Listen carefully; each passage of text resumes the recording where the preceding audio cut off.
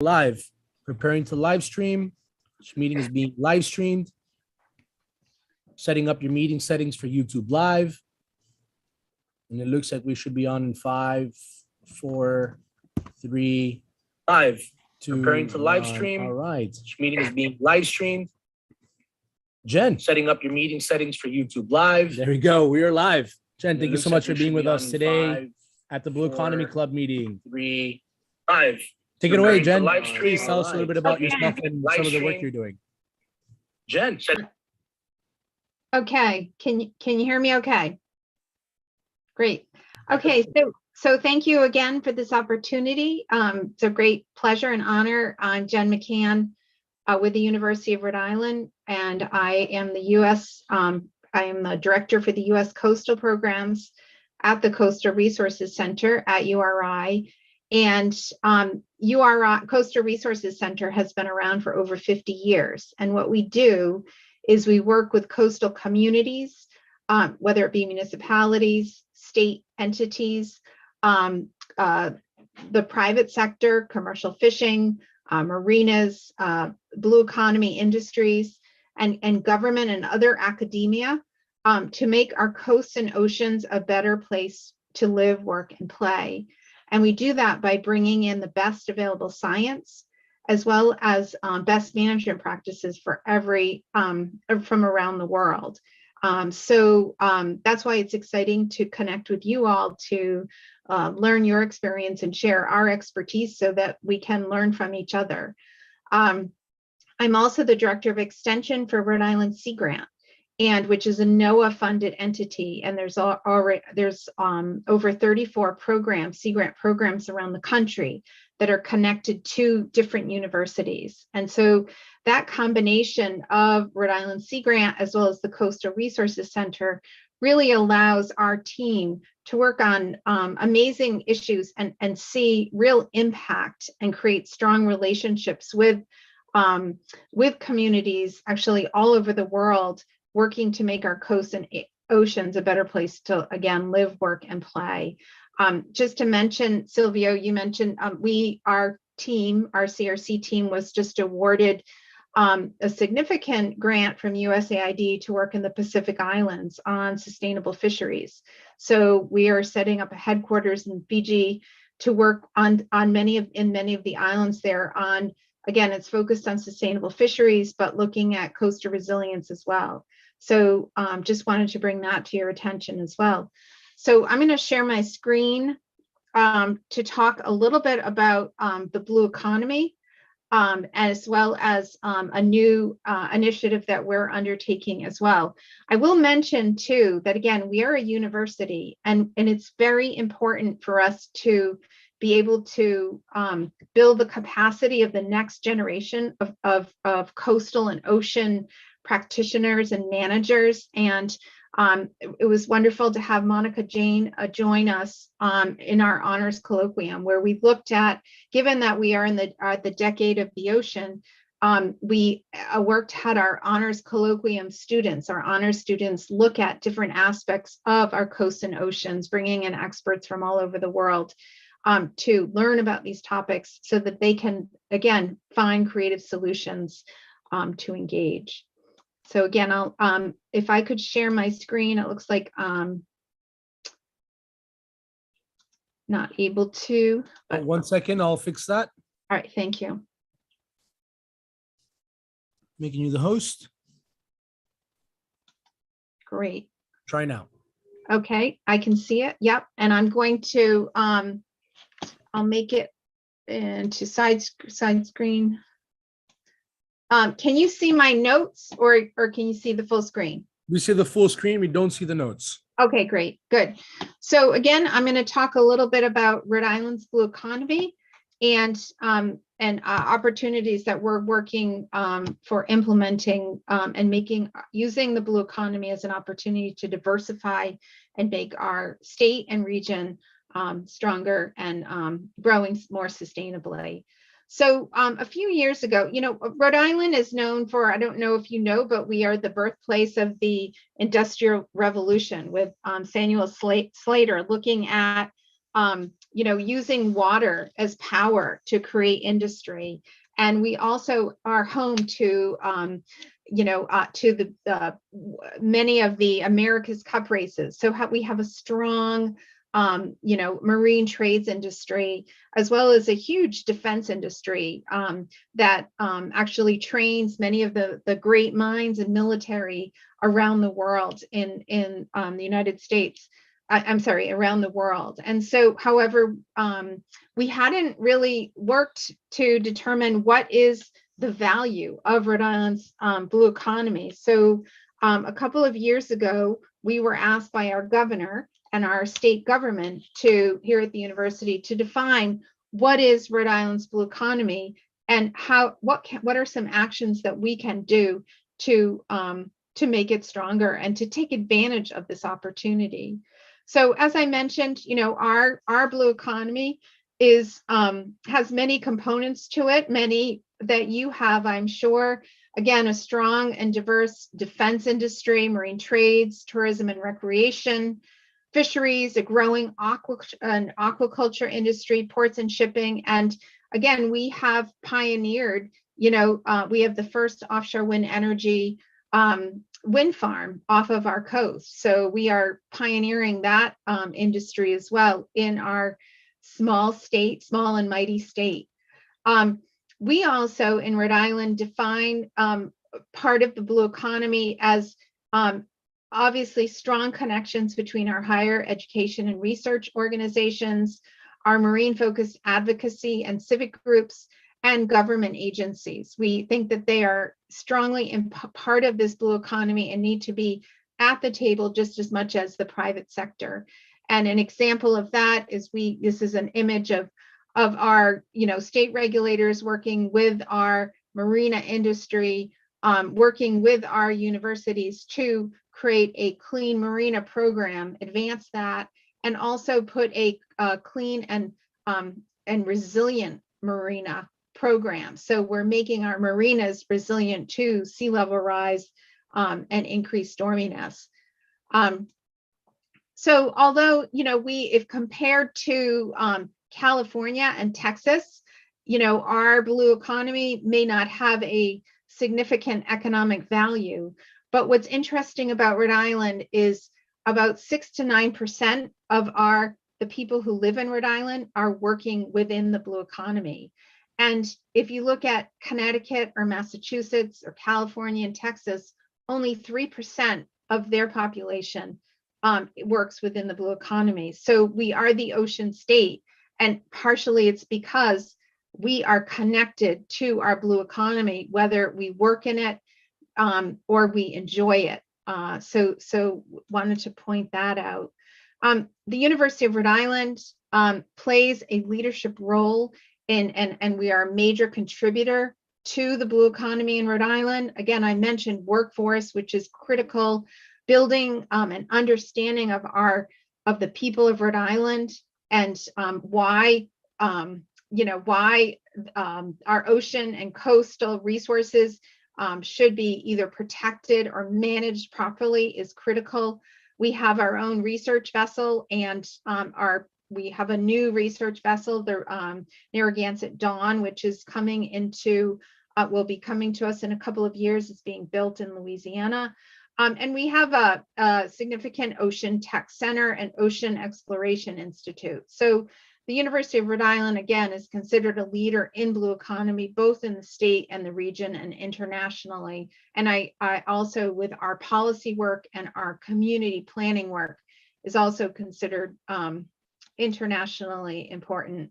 I also mentioned, the Block Island Wind Farm, which was a process that we use. We use a process when we plan in Rhode Island called a SAMP, a Special Area Management Plan. And it's an integrated process where we bring in all of the stakeholders. We bring in the researchers as well as the local knowledge of the people of Rhode Island, so that we're marrying all of this expertise so that solutions are found that are realistic and innovative. And that is why, and I can talk about this for a long time, that is why, again, Rhode Island has the first offshore wind farm in the United States, which is powering Block Island. And so taking the diesel away from Block Island, and now they're powered by renewable energy. I know this is a terrible slide for people to take a look at, but what I wanted to demonstrate is we looked at it within the University of Rhode Island, who was working in the blue economy. And up here, we have the Office of the President, but we also have here, we have the Research and Economic Development, program. We have the Provost in Academic Affairs and Student Affairs. And all of these efforts, all of these programs are working in the blue economy. So it's integrated all within the University of Rhode Island. It's very critical to us, and we teach this as well as provide our students with opportunities to engage in the blue economy. So in our report, some of the things that we felt were important, and that we meaning we interviewed over 60 people within the blue economy of Rhode Island to identify how we should be moving forward. And some of the recommendations were, to intensify and expand leadership among the scientific, political, and educational leaders. What we're finding is there's leadership in the blue economy in Rhode Island, but they're not working together. We're not in the same boat rowing together. And that needs to be changed. And we need to coordinate this effort. We also need to design policies and implement initiatives that meet economic and social needs, and most importantly, do no harm to the natural environment. Sometimes in Rhode Island, we do have an amazing coastal management program where 70% of our coast is either protected or zoned for protection or for low impact development. And we also protect our working waterfronts significantly as well. Another strategy is to utilize pressing issues to leverage technical assistance and innovative approaches. So again, looking at coastal resilience as an opportunity to promote innovation, working with our defense industry to create sensors and underwater vehicles that can respond to the needs of the defense industry, as well as to our growing offshore wind industry, and promoting policies like multi-use. So we are growing food in addition to creating renewable energy. So in addition, we think, obviously I've mentioned a lot about the workforce and engaging a broad constituency for stewarding ocean resources. We have a lot of support from the people of Rhode Island on this, but we need to do more. So we wrote this report and got a lot of support from it. We've had the governor, we've had the Economic Development Corporation, we've had big consulting firms, and now our president of the University of Rhode Island are quoting, these recommendations as well as the data that we collected. And so we were the intent, and then COVID happened. So we were like, okay, what do we do with this? So I'm happy to say that we, as a state, submitted a proposal to the EDA, the Economic Development Administration, the Build Back Better Regional Challenge, and with the purpose of promoting and building the blue economy technology cluster here in the state of Rhode Island in partnership with several of our regional partners. And we were informed, I believe it was yesterday, the day before, that we were successful.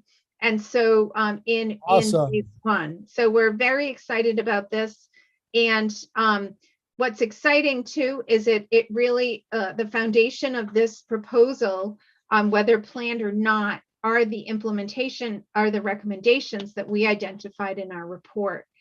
So it's very excited that this is a real opportunity for us to implement these shared recommendations by the private sector, by the government, by academia. So this slide gives you a snapshot of what we're doing. And the intent is this planning grant will help us to prepare to submit a $25 to $75 million phase 2 proposal to EDA, which is due in March. And that's what our team is doing now to put some context into each one of these pillars or groups. And I'll mention some of these, but in particular, again, Blue Economy Workforce Development Pipeline, including it is really critical to all of these aspects. To the left, you can see that, this is what our blue economy looks like. As I mentioned, there's these 7 sectors that are really interconnected and require and depend upon access to our coasts and oceans, a diverse workforce, innovation, quality of place, as well as resilience. So it's really important that we focus on nurturing these components here.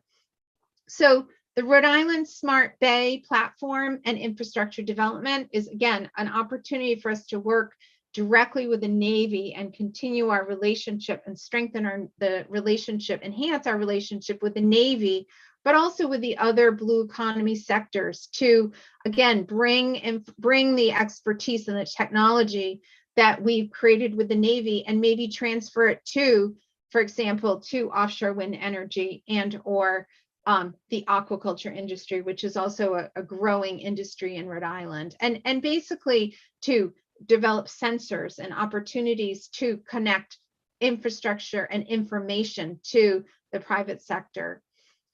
Project 2 is to create the URI Blue Tech Innovation Center, and this is really allowing us to connect the universities, whether it be Brown, RISD, URI, Roger Williams, again, to the private sector. So we're responding to, we're applying innovations and technologies to what we're calling are the social issues of our day. So not just inventing to invent, but to respond to issues like coastal resilience, food security, energy security, et cetera. So that's where this project 2 is going to. Project 3, again, is workforce development, which is critical. Group 4 or project 4 is basically looking at our working waterfronts and seeing how we can build the infrastructure to respond to blue economy training, in particular for offshore wind energy. And we're working with the offshore wind energy developers to establish this. And then, group 5 is focused on looking at aquaculture, fisheries, and seafood technology. We are one of our fishing ports, Point Judith, is the greatest landing is for the squid fishery, and 80%, if not more, of that fish, when it's landed in Rhode Island, gets exported to Asia to get processed, and then it comes back and becomes a Rhode Island appetizer, let's say. So the idea is to change that model and allow us to be able to cost effectively build our local industry and be able to process our own food here within our working waterfronts appropriately. So the 3 major goals of this EDA grant, is that it's transformative regional growth with a focus on high wage job creation in resilient industries. Just like I mentioned, equitable job opportunities and broad multi-sector coalitions. So again, very much echoing the recommendations that we made. And, again, we put equity here in Rhode Island. We are not Miami. We are the Northeast, where, we need to diversify. We need to make sure that opportunities are available for all, and that we're meeting everybody where they are needed. And so, again, a lot of these challenges are we're responding to these challenges to ensure that we are providing the appropriate workforce training, and beginning at K through 12 all the way up to higher education and trades. So again, this we have a large group of people working on each one of these projects to define what it will be and where it could go. And you'll see from this list, we have coalition partners ranging, again, from the private sector to all the different blue economy sectors, whether it be the defense industry, hospitality associations, community colleges, and different parts of the university and also of Rhode Island, to ensure that we are getting all of this energy and this innovation to the table, so that we're able to again work together in Rhode Island, we are small. You know, you've heard of the Kevin Bacon, you know, seven degrees of separation. In Rhode Island, it's 3. We know everybody. We know each other. We all go to school together. Our kids go to school. That can be good. But in this situation, it's positive because, again, we know a guy, or our neighbor is the guy from IBM or from some of these private sector entities. So it's really creating innovation. And it's amazing what you can do at the bus stop, putting your kids on a bus, you know, and talking about some of these energies and synergies. So lots of opportunities to collaborate here in Rhode Island. I know you can't really see this perfectly, and this might be a different language, but this slide talks a bit about how we need to improve. So this is a list of some of the Blue Economy Support Network, I call it. These are entities that either promote innovation or have funds that encourage innovation between, again, academia, the private sector. It's also, you know, our regulatory agencies and marketing opportunities. So all of these entities could potentially help the university play a greater role in promoting our blue economy. And we were asked by our dean here at the Graduate School of Oceanography to define, okay, how can we use this blue economy support system that already exists to enhance our efforts? So we wanted to first identify, well, how are we working with them? And so these little tags here, you know, the Bay campus is this sort of teal color, and URI. So the Bay campuses were a whole 10 minutes away from the main campus. And for us in Rhode Island, that's like 100 miles. That feels like 100 miles away, even though it's a 10-minute drive. So you can see that, you know, although some places, you know, the Bay campus, this has a very strong relationship with this blue economy support system. In most cases, it's not, the support and expertise is not getting to the Bay campus. And again, the Bay campus is made up of our Graduate School of Oceanography, our ocean engineering programs, our policy and K through 12 marine education programs.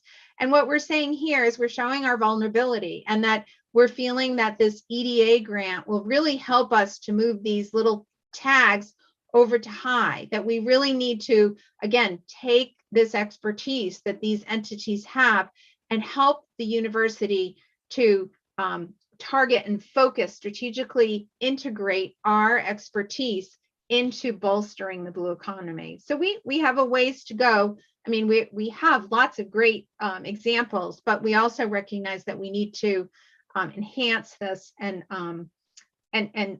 build these relationships. So again, you know, the state of Rhode Island, we were born and we were part of, you know, from the Narragansett tribes. Our blue economy has always been part of who we are. It's our nature. We go to the coast and we you know, swim in the water, and that actually fills our soul as well. And that's also part of our blue economy. And so it's part of our past, it's part of our present, and we hope it's part of our sustainable future. So thank you so much. That's I just wanted to put that out there, and I'd be happy to engage in discussion. Amazing. Wow. Jen, you're yeah, like this is why we love you so much. Thank you so much for all your amazing work, trailblazing, really setting the way. So many questions to ask. I'll let maybe some others go first. I see that, you know, it's glad to see that there's some overlap here. But you know, could you talk a little bit about if anybody wants to just raise your hand?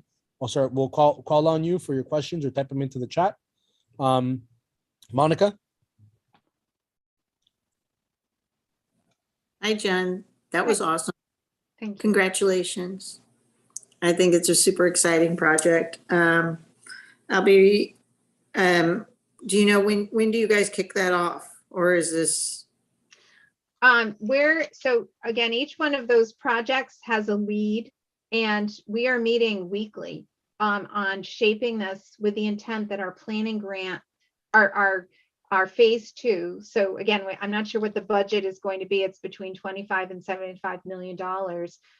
We need to submit that by March. So we're Okay, so you're in that phase of the planning to submit for the budget. Okay, I got it. Well, I think yeah. I have to run, but I wanted to say it's super exciting, and let me know if I can help you out. Thank you very much, Monica. And we've enjoyed having you come to URI and share your expertise. Yeah, and I think it's great. I mean, it's perfect. It's a perfect project for Rhode Island. I'm really happy that you guys got that. And I can see that a lot of the different programs that have developed that you had on your charts, this will really help to bring them all together. I think you guys, you have the potential because of all the activity that's there to really become the role model for different states on how to bring together all the fragments. Great. Thank you. Well, and again, we'd love to get your expertise on, again, aquaculture. Right now in Rhode Island, there's some, concern about how fast should it grow and how can we include, seaweed and sugar kelp into that mix, and the tension between properties, coastal property owners and growing a blue industry like aquaculture is definitely something. I have some ideas around that, and also the fact that you guys already have a wind farm there that's working. Right. I think is something that's really interesting for everybody to see how that's integrated into some of this new planning that you do. So I'd be super interested in following up with you on it. Great. Thanks, Monica. Okay. Thank you. And thank you. Thank you, Monica. Appreciate you. And it's really great to connect. Let's definitely follow up. Let me invite you out to coffee or something this week to plug in more and sort of build this bridge. It seems like you can really help us reinforce the relationship between our different regions. And obviously, I want to piggyback on Monica's question to you, Jen, which is you're doing amazing work. I have 1,000 questions that I can ask, but my first question is, how can we help? I think so every single one of these projects, one thing that we realized with Rhode Island, we consider ourselves a living laboratory because we're so small, we use it to our advantage. And we actually they say we punch above our weight, but we need to make sure that we are relevant to other parts of the country and the world whenever we do something in Rhode Island. And so I could see us potentially connecting with you all here as far as, sharing that learning network and sharing that we have this learning network. And again, so I guess I would say that I would say we could, work with a learning network on that so that some of the things that we're coming up with can be applied in other places, but also the learning that you all are doing and can then be incorporated into what we're doing in the Northeast. I think, Jen, to that point, for sure, there's a couple lessons. Maybe we can look at, right, one of the points is, and questions to that point is, how did you manage to keep organized and keep pushing the agenda with the multiple stakeholders between the governor, between the universities, between the grant applications, grantees, and sort of like how do you keep all of this stuff sort of going forward, and how do you keep the conversations warm and organized? I know it's obviously important to everyone, but how do you think that what are the lessons you think we can draw? Because here we have the city, the county, right? We have water warriors in both the city. Commissioner Ken Russell is probably going to be running for Senate, and he's an important water warrior. Miami-Dade County Mayor Daniela Levine Cava, a shout out to her, is also an amazing water warrior.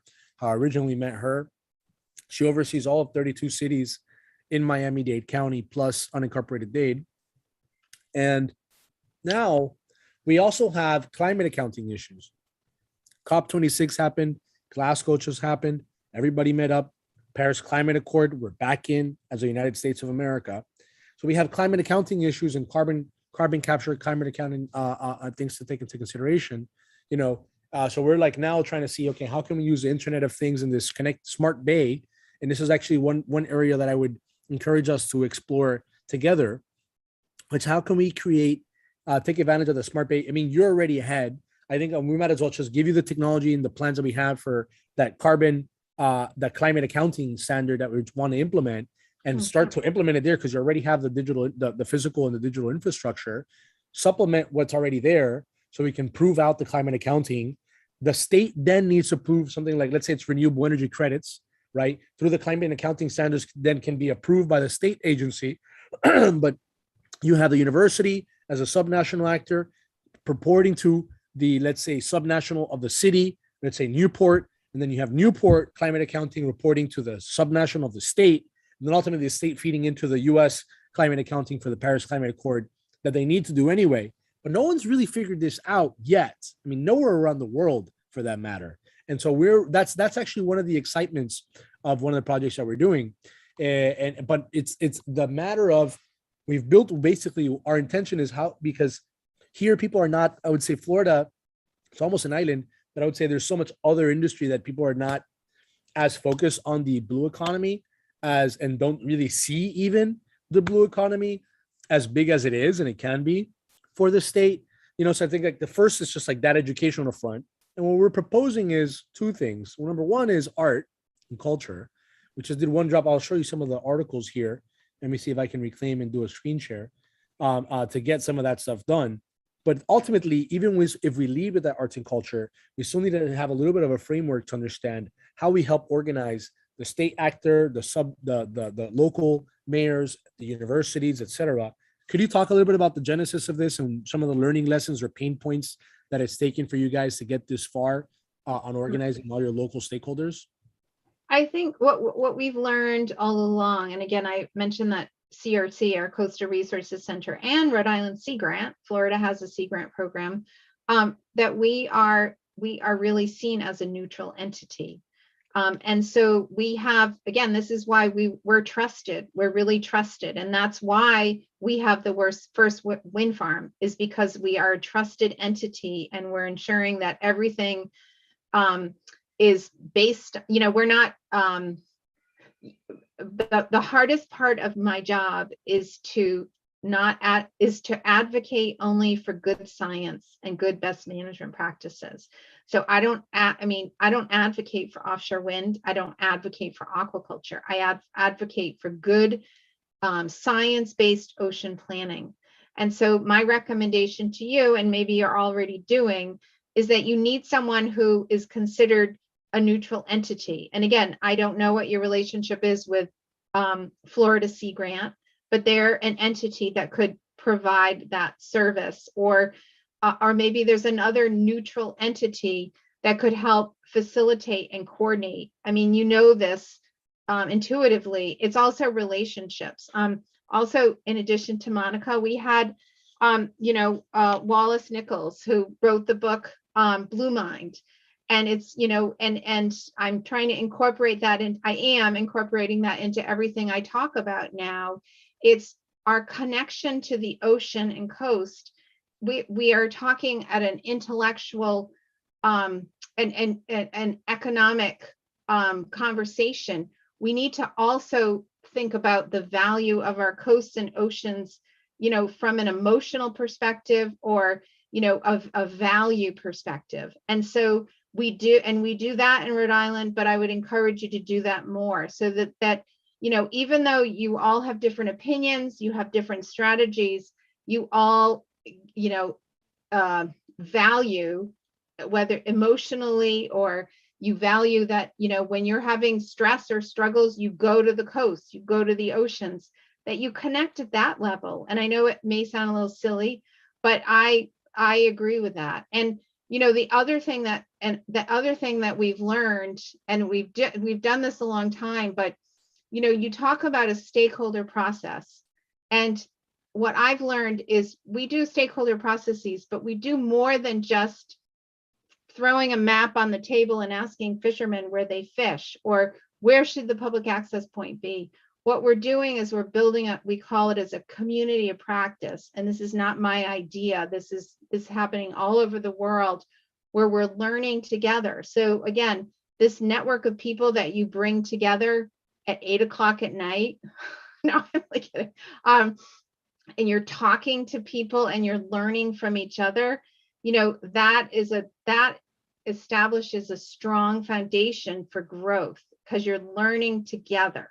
So we're doing more of that both in Rhode Island as well as within our Sea Grant communities. So, and again, your Florida Sea Grant could potentially help you create this learning environment. And then by creating those foundations, you create innovation and creativity. So those are my recommendations. Wonderful. No, we're definitely need to, and thank you, by the way, for having suggested them. And I know that I think you were also connected us with some of the people there at the Sea Grant. Is that right, Greg? And I think there was a URI colleague of Jen that was liaisoning with some of the people there that maybe had a fresher contact. Greg, I don't know if we ever heard back from them. No, Jen did her part, and I failed on my part because I didn't bug them enough to get them to respond yet. So I will. Yeah, we'll definitely do a follow-up there. And I think the point is well taken on some of that. For the grant application process, Sea Grant SC is also connected to University of Florida, which I think will help because I'm an alumni there. But no, I think that's a great point, Jen. What was it like? Did you in terms of interacting with the governor, or how many different universities or partnerships were needed to be able to submit for the grant? I mean, I know that Miami Biscayne Bay, we have to regenerate the bay and save the bay. It's dying, right? So through the Blue Venture Fund, I had this goal of putting some equity investment into like a number of different solutions. Then we can try to carve out part of the bay to like pilot these new technologies and projects with. I don't know if there's like where we might be able to find proposed legislation or verbiage that we can suggest introducing into the county, so that we can have sort of like an area where we can test some of this. The closest, I mean, one of the things I know that I think would make a lot of sense here, something like oyster farming automation. We're looking at a robotics farm that's using from MIT scientists that are using robotic farming to do some of this. I know that we also have Amy here on the line, which is with another partner organization of ours. That's one of the founding members, focus on coral restoration. And also they have a gentleman that I met at MIT about 10 years ago, when we started Logos Capital, also a robotics engineer, now doing coral propagation technology. So try to figure these things out at scale, right? And that's with Beyond Coral. Hi, Amy. Thanks for being here and representing Stave, which is in Australia right now. And so we're trying to say, okay, how can we, let's say, put that oyster farm into the bay so that we sequester some things and then prove the sequestration through maybe the smart bay and the IoT sensors that can prove out some of like the parts per million in the water or the bay or something. And if the county takes too long to fund it, I mean, let's say that, we can get everybody on board. And by the way, we do have a lot of the attention of the Biscayne Bay. We have a chief Biscayne Bay officer, Irela Baguet, which we have her ear and have her on text, so we can really be persistent if we need to. We have the ear of the mayor of the county and the innovation council of the county and the chief investment officer for the county that's been hired from a venture capital fund, right? All at the table, already, all on speed dial as well, right? So it's like I want to take advantage of this window, right, and how much facts you have, because we could really accelerate some of this and then sort of run in parallel if possible. But if that doesn't work, and I think thank you for highlighting this as an opportunity in terms of the grant and how you're going through this process, because sometimes you need like a minimum of a university or a government or like whether it's state, et cetera. Could you chat maybe two-part question first of what are the requirements to be able to submit for something like that? And then I'd love to see if Miami as a county could qualify, and alternatively to propose something like our coral NFT project, which they'll do a screen share on that now, to look for alternative sources of maybe crowdfunding these things on a pay for performance basis. Well, I don't know if I'm going to answer all the questions you just threw out there, Sylvia, but I guess what I would say and what we're preparing for is, so we did not, again, as I mentioned, we just heard a few days ago that we were awarded, we were one of 60 of 500 that are moving to phase 2. So we're not sure if we're going to get phase 2. But even if we don't get phase 2, we know that there's all this federal funding coming to each state. So you are, I don't know what Florida's getting. I'm imagining you're getting a lot more than we are in Rhode Island. And we're positioning the blue economy, because it's true, is an opportunity to to sustainably grow our state. And again, I can imagine Florida could do the same thing. And so given that you have all these contacts, I mean, you need to, a lot of it's herding cats and saying, look, here's the strategy. And when the money comes, this is our strategy for sustainably growing our county. So, and again, I'm sure there's people, whether it be you on here on the Zoom call, or there's others who are already creating a strategy and getting ready to figure, I'm sure the governor's office or even the counties, I'm sure, are being told, what do you want? What do you need money for? Right. And so if you have this sort of speak shovel ready projects, I'm sure they would be, and you can prove that it's growing workforce, economy, it's taking care of our coasts and oceans, which again is an economic driver, then that's an advantage. Yeah, I mean, we're trying to just, I guess, the goal right now is proving that we have a few shovel-ready projects. I think that the Connected Bay is an obvious one. I've already invested 4 years building the Smart City project. I can extend, and the county CIOs and the innovation committee, they're actually gathering information to present to us so that we can sort of then give them relay feedback in terms of like the history of all the Smart City projects and initiatives that have happened. Obviously, we want to connect the Biscayne Bay there. I think that could be a win, right? But I don't know, like hardware, you need hardware and then you need permits. That could be a little complicated, but we can still propose it and I think get like a sign of approval, if you will. I also know that like what we need to figure out a way to work, and this is like a little bit of a, I would say, a difference between Rhode Island and maybe Florida, is that we have Governor DeSantis, having a feud with the President Biden, right, in the middle of this one. But we also have a $1.7 trillion infrastructure bill that's coming down the pipeline right at the same time. And at that same, in parallel, you have Miami-Dade County Mayor, which is just like got invited up at the White House and has been signing some of these resilience things and just attended COP26.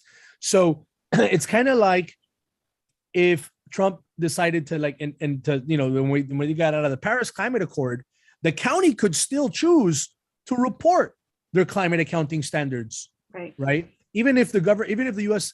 as a national government decides not to do it. So it's like, I'm trying to figure out the right way to balance, like, okay, can we just focus it on a local level so we don't have to go up to the state? If we do go up to the state, is it a different set of issues that I should be talking about? We should be talking about maybe coastal resilience and recessitivism as it happens on the beaches and the shoreline. It costs us hundreds of millions of dollars, and we have solutions that we can invest in that can solve for that, versus the county, which is maybe the Biscayne Bay, versus the city, which is maybe like a sewer issue and a discharge issue into the bay. And then where we should, and I encourage anybody to jump in because this is really key, where we have the shovel-ready projects, I think is really key. I think climate accounting, the Connected Bay are easy wins, as well as now, is this mangrove mapping project. So we dropped the coral drop, and I'll do a quick screen share of this. We did the coral drop, and now we're going to do a mangrove NFT project next. And that mangrove NFT project, we want to cater some of those proceeds that'll go to the Blue Economy Foundation, sort of as like a private, that can work with nonprofits or whomever to get these things done, and then map the mangrove system across Miami, let's say, and then in that mapping through LiDAR, figure out what are the carbon credits, carbon sequestrations, and try to figure out how to connect those two elements. But how much is, I guess, grassroots, municipal, county, state, and how do you suggest we sort of navigate in terms of the forms of getting these shovel-ready projects prioritizations? It's all of the above, and again, a lot of what we do, we have so for this Block Island Wind Farm, we had to go through a Republican governor, an independent governor, and a Democratic governor, And we were successful because we built this strong and diverse constituency that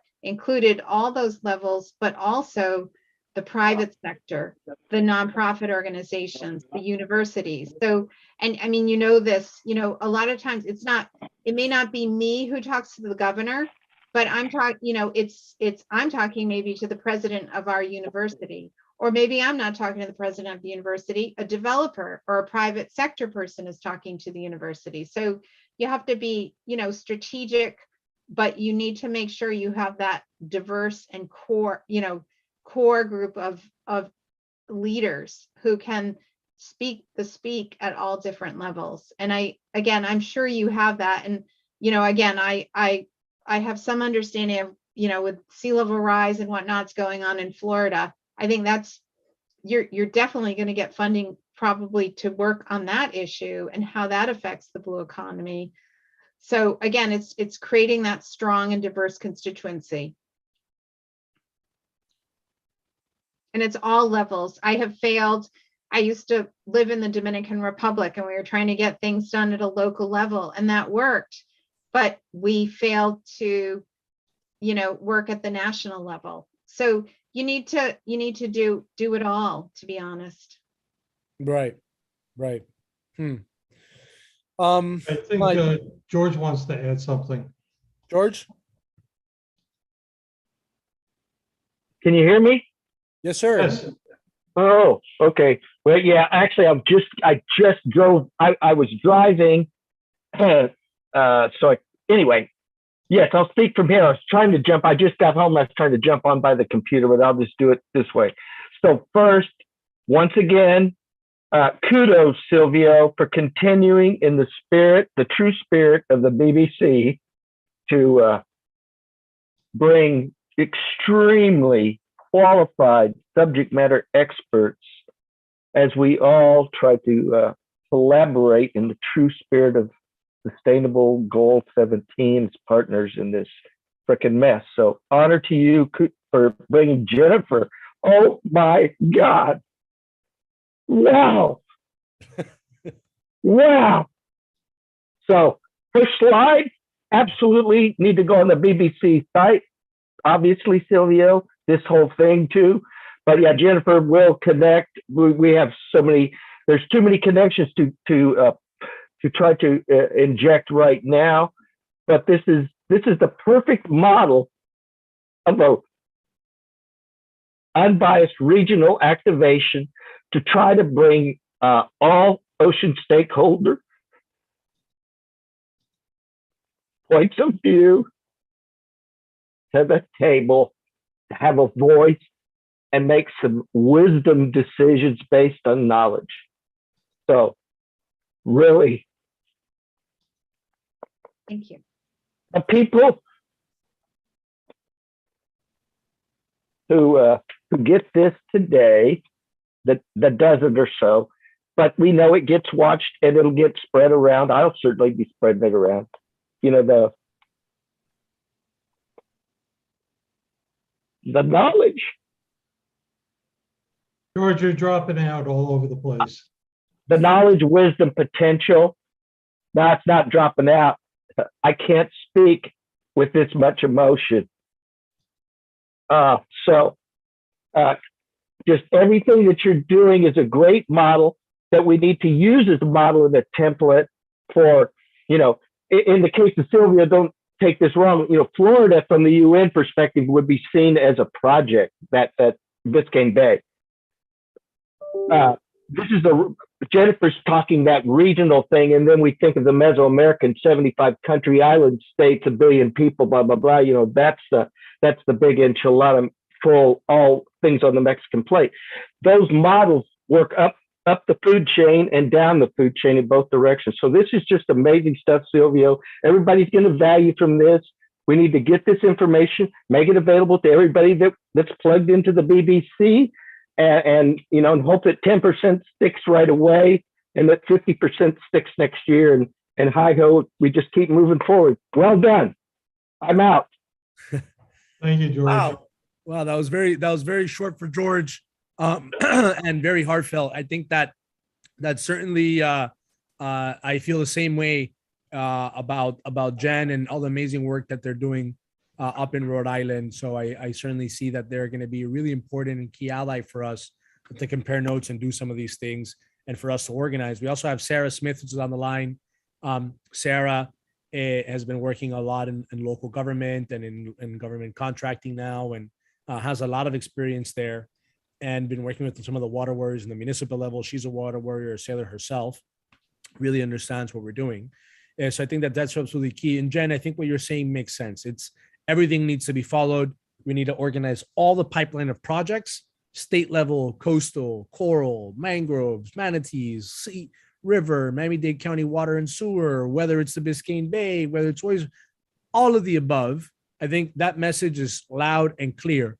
And for us to be able to get to the point where we can issue blue bonds to finance all these things, which most big banks want us to be like a 300 million, $400-500 million level, means that we do actually need all these projects in the pipeline to be presented and be bankable and be presented in a format that's digestible. Like George has recommended, we use the UN format for some of that. So I think that makes a lot of sense, Jen.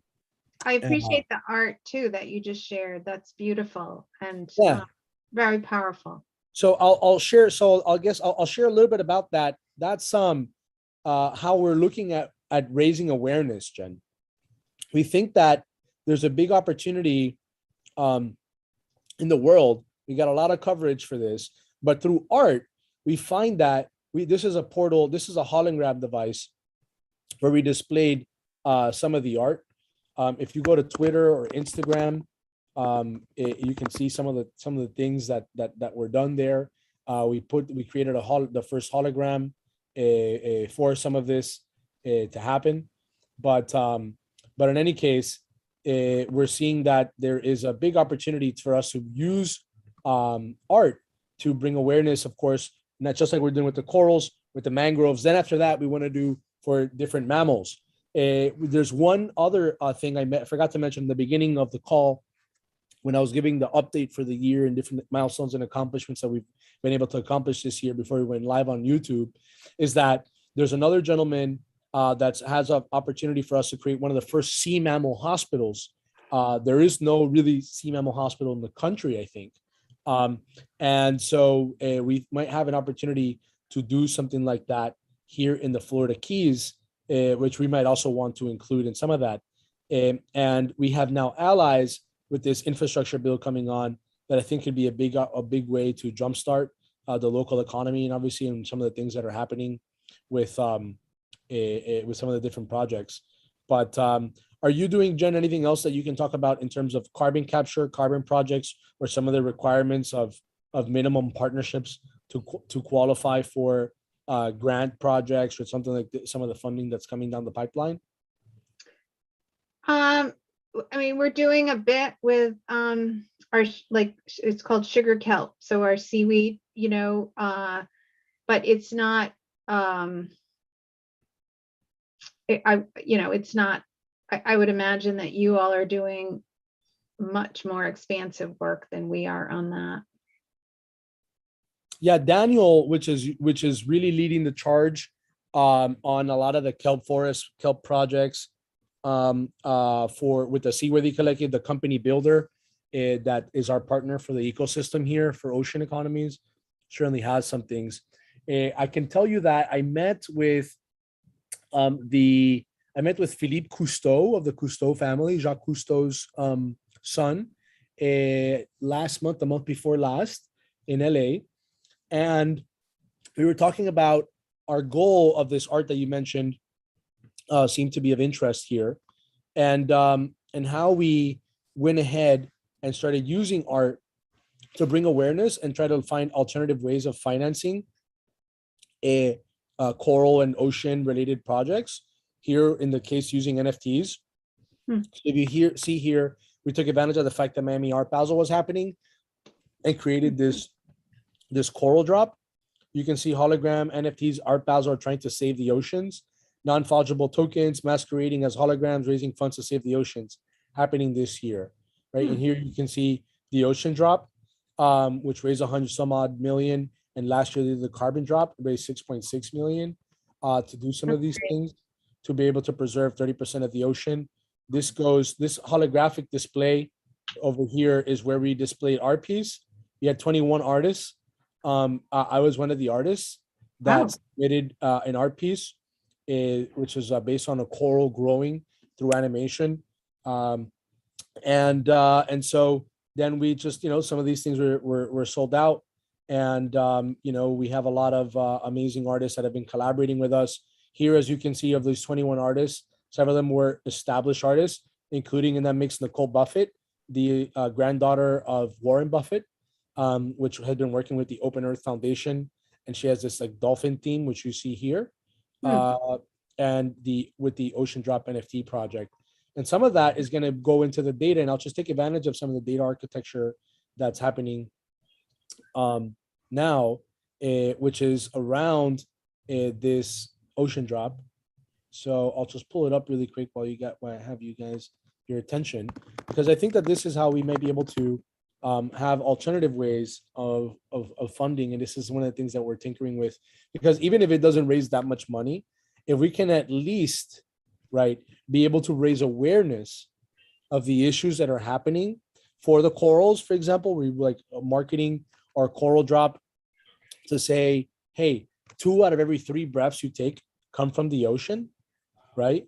And then just, you selling this art to bring awareness to that fact, right? I think is sort of one of the goals and accomplishments, regardless of how much capital particularly is raised, but it also creates a permanent capital base, donation base for us to tinker with. And this particular project is going to what's called the Open Earth. This is the art piece that I submitted as a donation to the ocean. So this actually is an animated growing coral piece. This is the simple one. We're going to create a series of more complex ones. I saw a smile here from one of the participants coming from. I'm seeing just looking at the cameras that are on right now, and seeing some of the smiles, which makes me pretty happy. And so we want to connect this to real world applications and then use the metadata, of how it goes. So if you can see, some of the use of proceeds are going to go towards conservation and innovation conservation programs to be able to source digital solutions and how these things might work. And so the goal here is that now that we did the first one, we might be able to provide other ones. So I'll just life began in the ocean. Can you hear this? And the ocean has been the primary lungs of a sustainable planet. Time is definitely running out for our oceans. Starting in 2022, we have a commitment to launch Open Ocean, a project to leverage integrated satellite data, machine learning operations, smart contracts to better equip governments and park rangers that are dealing with marine protected areas. The Cocos Island off the coast of Costa Rica is one of the most pristine environments in the world that still remains. Our first project of Open Ocean is to support different NGOs and the Costa Rican government in the expansion and management of the Cocos Island marine protected area. If we're successful, we'd be able to help increase the amount of marine protected areas so that we achieve a 30% conservation of our global oceans by 2030.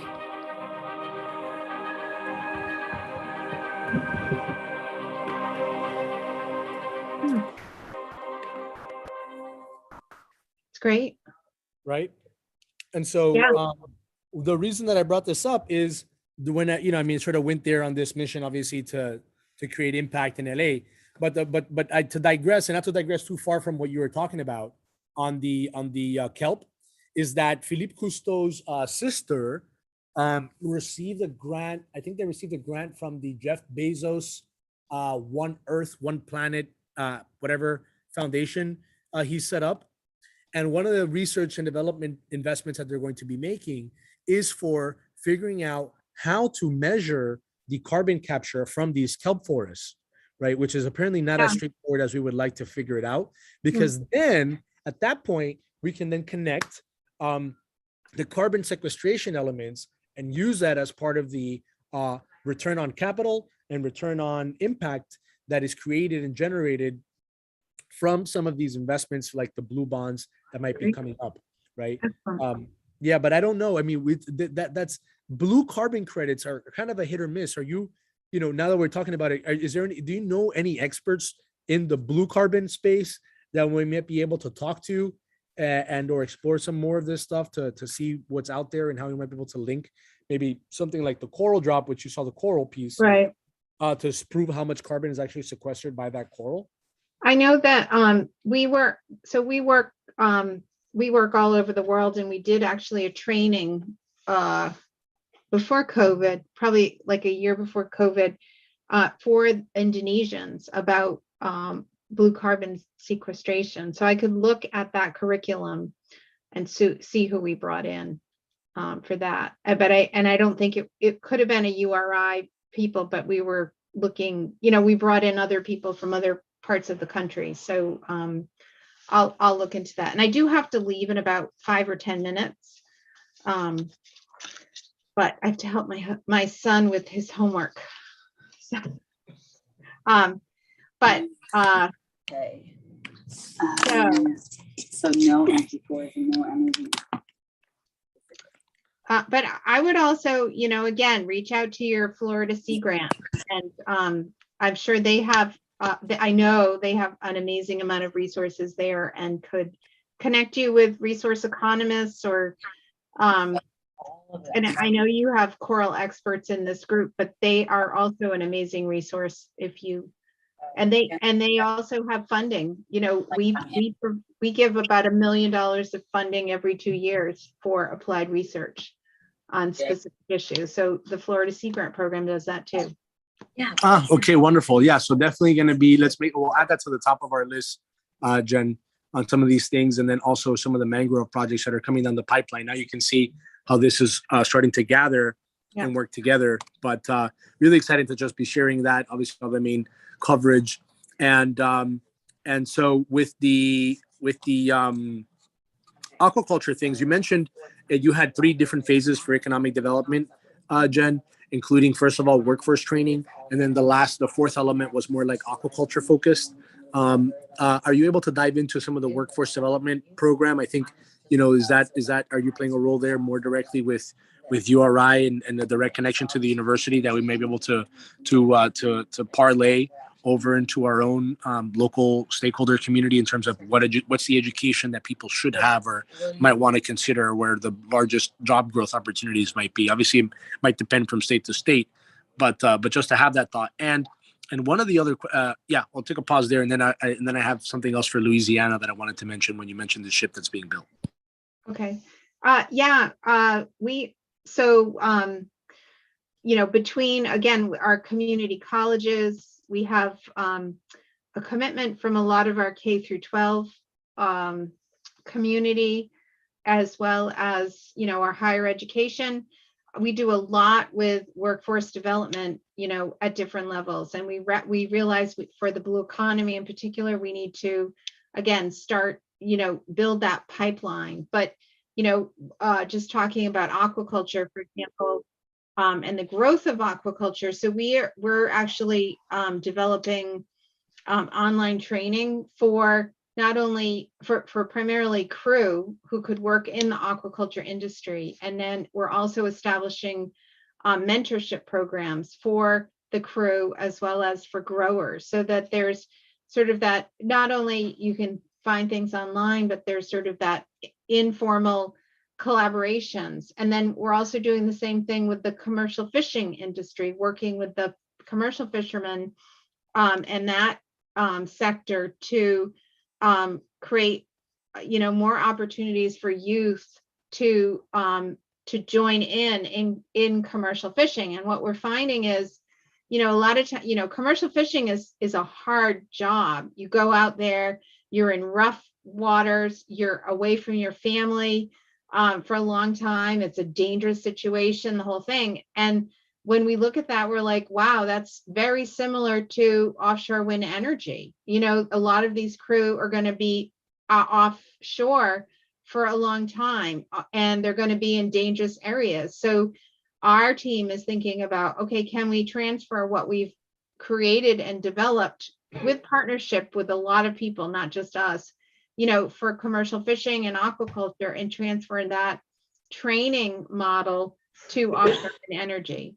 So again, I think bringing in workforce experts and our existing team of who's working on workforce and diversify, that's what we're doing. And again, I know Florida has just as much, if not more, capacity on workforce. It's just you got to connect to the right people and again have it shaped towards your blue economy, which might be different than ours. Right. Well, Jen, I know it's late already, and I want to just thank you so much. I don't want to take up any more of your time. I've been hogging all the questions. I know everybody has, I'm sure, other things to ask. I'm just very grateful. I can't wait to see you in Rhode Island again soon.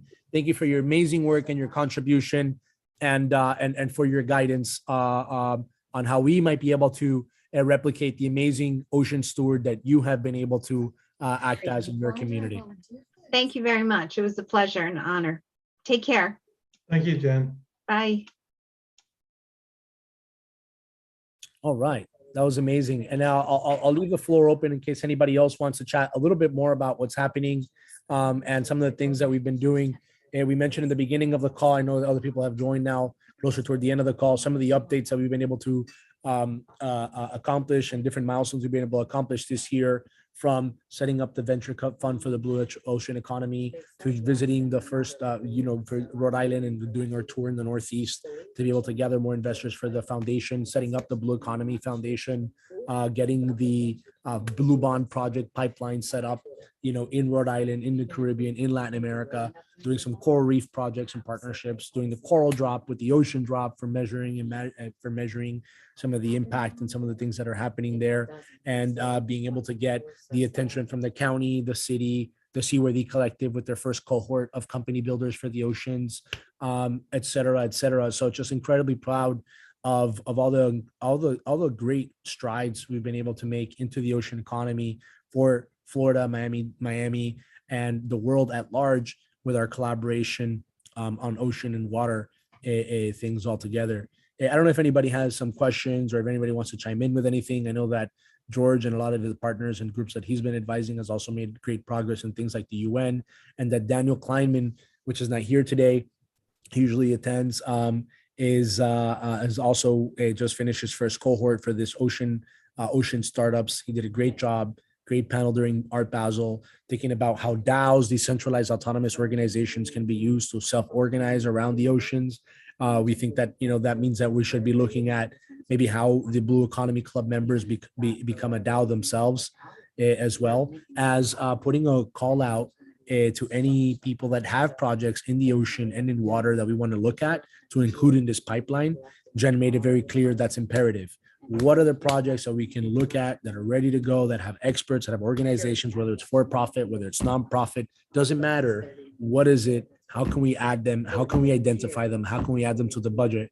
If it's Florida, it's Florida. If it's the Caribbean, it's a Caribbean. I'll promise I'm going to get it to the right constituents and the right stewards and the right government and the right agencies and investors to make sure these projects get implemented and get done. If not, we'll probably look to fund them ourselves and launch maybe a campaign to raise money through some of these coral NFTs or any art NFTs for the oceans, as you were able to see. And maybe we'll just sell some of these NFTs and then use them to the foundation to anchor our own grants, our own venture funds, our own blue bonds, if that's what it boils down to.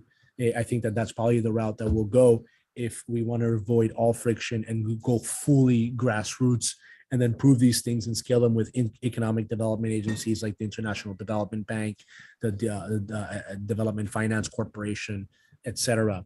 So that's a bit of the goals and the momentum, right, to build this critical mass with as many oceanpreneurs as we can find. So I'll take a pause there. Just really exciting to be connected with you all as we now December 14th look to wrap up 2021. I know it's been a really wild ride for a lot of us, and I appreciate you guys for joining along, especially a big thanks to Greg Taffe, Luis Lalinde, and George Cummings, along with all the other partners of the Blue Economy that have also contributed so much. But you guys that are consistently showing up all the time, contributing all the time, and on my case, if anything, just to make sure that I continue pushing forward on the agenda, I think is really key, along with all the other students. University of Miami's Masters of Sustainable Business program still being represented. Usually sometimes it's the professors. Today it's Juan Pablo Quintero. Juan, thanks for joining us and representing UM Masters of Science program. And then Amy, it's nice to see you representing your organization as well. I actually just wanted to jump in really quickly. There are actually a few projects that are happening via Beyond Coral, even though I've kind of stepped back a little bit from Beyond Coral due to the pandemic. I had to return from the Caribbean to Canada, which is where I am currently located. Oof. Yeah, it's true. But some of my colleagues have been working very hard, including me, on an artificial barrier reef in the Caribbean for quite a while. And they are looking for active funding. They're doing a test artificial barrier reef in front of a hotel in Tulum, and that will be the pilot project. But I know for a fact that they're looking for further funding. They're looking for research to be done on the first official barrier reef there to make sure that it's doing what it was designed to do in terms of coral population, repopulating the fish that live in the coral reef there. So I think that's a really, really interesting thing. And I'd love to put you in touch with Alejandra and Emiliano, who are in charge and spearheading that project. I think that would be an amazing thing for them to be able to get some funding for. And then of course there is CHARM, which is the coral propagation farming robot that a few of us worked on, but it is Stave's baby, absolutely. I know that he is looking for different places to implement it, and it does work really well. He is still making tweaks to it, so it can be used for a variety of things, including oyster propagation. I did all the copywriting for it, so I know for a fact that it could be manipulated to propagate other things. So that would be very interesting too. So there's some interesting projects, absolutely. On the side, we're developing some NFT collection worlds. Mick and I, who's a partner of mine, on the art side of things. So there'll be a whole other NFT generating world for to help raise funds for the blue economy. So lots of little things that are happening and all kind of coming together at once, but very interesting. I feel like I've been out of the loop for a little while, just with my head down working. So yeah, no, that's exactly how we've been, and now proving these things out, right? So I think that's exactly where we're at and exactly where we want to go. If you have nonprofits that you're working with for the ocean, we want to do, and I think that this is really where we're at now with the Blue Economy Club or the Blue Bond Club, is signing more MOUs and bringing on more nonprofits to onboard onto the Logos Blue Economy Foundation, so that we can then gestate some of these projects. We are launching a way for different artists to contribute, whether it's music, whether it's digital art, whether it's fine art, whether it's copy, whether it's poetry, for everybody to be able to put together or submit their art and their whatever their contribution is, so then they can tap each other, combine to make new NFTs, and then be able to connect these to causes they care about. So that's that a lot of that infrastructure is set up, and we want to just be able to benefit all the different nonprofits and all the different projects that they're working on, and for profits. So we have the grants on one side. After the grants, then we'll anchor our venture fund. We have about 2-to-1 matching capital for the venture fund up to 11 million, meaning that if we raise $11 million, we can have a $33 million venture fund. And then we would use that kind of capital to back groups like Charm that you use, right? We do want to invest into Charm through that venture capital vehicle. And then, sorry to interrupt you. I have a bit of a question. Are all of the proceeds from the NFTs that are being auctioned off going directly to NGOs, or is any kickback at all going to the artists themselves, who are the creators of this content? Yeah. Some of that, some of the artists choose to donate 100%. Some of the artists can vary how much royalties they get or the causes that they get. So yeah, that it's going to be, it'll depend. The ones that we contributed to for the ocean drop, that I submitted was 100% towards that cause. Mm-hmm. So make nothing from that. I think it's very important to be allowing artists to create their own sustenance, so they can continue to create content. Exactly, to continue to be able to create more. Exactly, it should be everyone uplifting each other. That's right. So we have a new website that might be up already. It's called the impactearth.art or impactart.earth, and some of that will be going towards more of the sort of variety of causes that all sort of have these different thematics, not necessarily related to the ocean, could be other themes like wildlife, rewilding, forestry, as the case may be, that will connect that. But then the idea is to be able to use different artists to just contribute, and for artists to be able to not stress so much. So there's a big paradigm that's happening now with the rise of NFTs, of the starving artists or the thriving artists. And of course, if they're able to like thrive and like be well off, then they'll be able to do more contribution to the world. So it's a virtuous feedback loop. Yeah, absolutely. So the fewer artists that need to moonlight as bartenders, the more art we'll have in the world. So that's very important, I think. That's right. Yeah, that's right. So yeah, no, these are great questions, and definitely interested in making more submissions. We have also launched, I think, the website for blueeconomy.foundation, and we have the bluebonds.org. Finally, if you want to check that out, it's taken, I've had the website in draft mode for a year, but we finally just released it. It's, not perfect, but it's up. So whatever, if anybody wants to help us with the different website administration and then the communications for like Zoom and LinkedIn and Twitter and all these things that we've got going on, that would be incredibly helpful so that we can focus on some of this to operate. But in any case, I think that covers it. Lots of accomplishments, a lot of great things connecting in the real world with the digital world, and obviously everything in between in terms of financial innovation to resource the oceanpreneurs. Thank you so much for sharing, Silvio. This is absolutely incredible. Like, what a really great and unique opportunity. Thank you. Yeah, thank you for attending, and please spread the word that we want, I guess this is for everybody to leverage. So very eager to collaborate and learn more on what you're doing, Amy, and any of your friends and other organizations that you're working with, so we can back them, fund them, and include them in this pipeline of projects that need more resourcing. All right. I guess that it will take if anybody else wants to jump in, say hi. We are really looking. I'll jump in. Yeah, George. Just to say, I agree with you. It's really great to reconnect and see Amy again. She's such a passion, angel, creative firehouse that is so inspiring and delightful to always engage with Amy. So I'm glad to see Amy around too. And yeah, we all need to spread the word about the value of this. So are you getting this stuff recorded and posted, right? Still?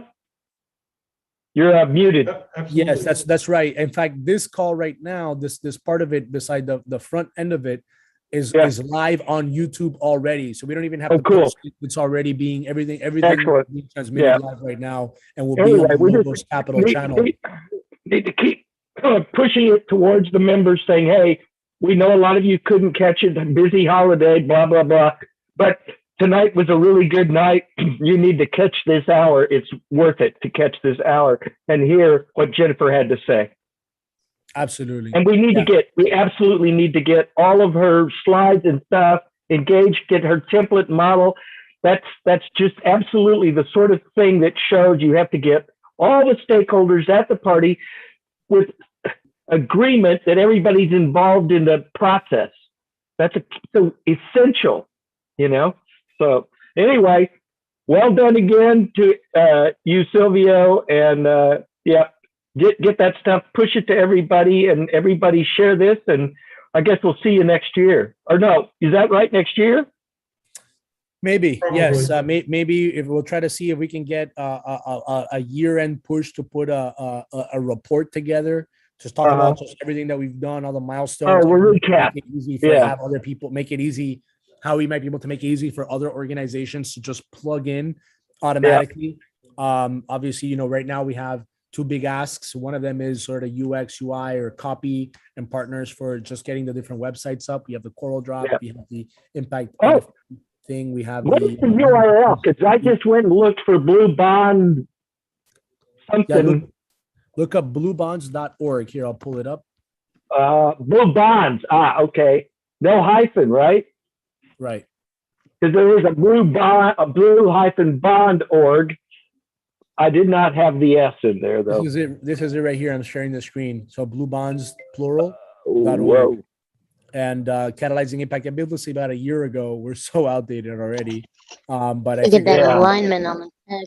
I just posted this. Yeah, Sarah was looking at this. I had shared this with her to try to get her to help us with some of this. And here we have green bonds, then blue bonds, social impact bonds, and some of the things that we were doing. Still back not then. getting it. Look at that. There's George Cummings right there. Stud. No, but I feel that anyway. Yeah, great. Yes, No, it's again. This was as I said earlier. You're continuing to maintain the spirit of the thing. This is an open thing, an inclusive, a transparent. Let's get everybody funded. You know, everybody share how you're doing it so we can get more funded faster.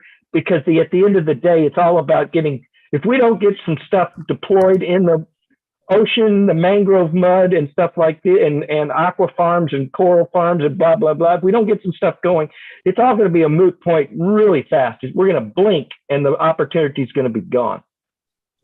Yeah, it's now or never. We do not have a 10 or 20, 30 years to screw around trying to get stuff funded and deployed. It has got to start. The pace has got to accelerate. So again, honor, kudos. You're doing the right stuff. Let's try to get more people to attend or to, just participate, but let's get that information she has is extremely valuable knowledge lessons. They obviously learned a lot of learning lessons in the process of them going from A to Z, where they were when they started, where they are now, and all of those pitfalls that we can avoid, whatever. All of that stuff she's got is absolute gold information, Silvio. Yeah, absolutely. Yep. On that, on the logos, bluebonds.org. I know it didn't look like much, but we're updated graphics and backgrounds, and the text is all aligned to the left rather than centered for easier reading. It's cool to see it, just because I tinkered with it for a little bit. Thanks, Sarah. Yeah, we'd love to have some more of your feedback and support to fine tune this stuff, flesh it out, and maybe people like Juan or anyone else to help us make sure we get these calls on people's calendars, outdated, automated, so it's out registered. It's like in an easier way versus just a few people that are in our chat or might not or might know every so often. But anyway, thanks so much. I'll stop the share here. I'm really excited of all the things we've been able to accomplish, and thank you so much for caring, for being here today. And yeah, let's go blue. Remember, one ocean, the water unites everybody. And we need, every three of these breaths are going to the corals. So support the coral drop, support the coral projects. Let's give a big shout out to Greg Taffet. I know that Greg's been a big inspiration for me to prioritize the coral drop project to get this done on connecting it to the wreck corals. And next we'll be doing the mangrove. So stay tuned for that and direct message me if you're interested in getting involved. We have if you want to send me an email, it's silvio@logosblue.foundation. That's Silvio, SILVIO @logos, LOGOS blue.foundation. And or the main email, I might not check that email so often. My main email is silvio@logoscapital.io. Yeah, get in touch. Let us know what the companies are, register on the websites, etc. Help us figure out how we can improve to make this a bit better. So thanks so much for attending here.